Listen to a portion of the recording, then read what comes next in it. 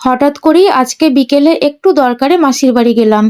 গিয়েই তো আমি অবাক, কারণ গিয়ে দেখছি মাসির ঘর-বাড়ি সমস্ত কিছুই ভাঙা। তারপর দেখলাম যার বাড়ি সেই ভাঙছে। তো এই ঘটনাটা তোমাদের সঙ্গে একটু পরেই শেয়ার করি। তার আগে দেখো এই যে গুবলি, হ্যাঁ, বেশ কয়েকদিন পরে গুবলির সঙ্গে দেখা হলো। তো খুবই ভালো লাগছে। তারপরে ওই যে দেখো মেসো এখন ঘর ভাঙছে। কারণ যেহেতু মেসো মাসির বাড়ি, তো ঘরটা ভাঙছে একটাই কারণে, যেহেতু ওদের ওপরে দোতলা শুরু হয়েছে।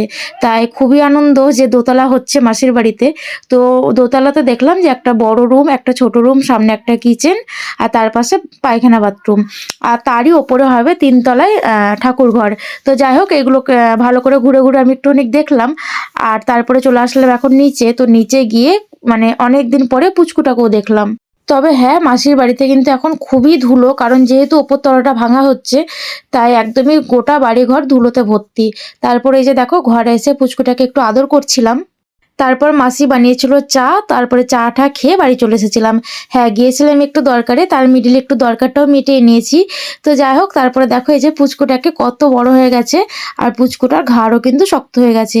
এই তো কয়েকদিন আগেই হলো মনে হচ্ছে, তার মধ্যেই দেখো কতটা বড় হয়ে গেছে। আসলে মেয়ে ছেলে খুব তাড়াতাড়ি বড় হয়।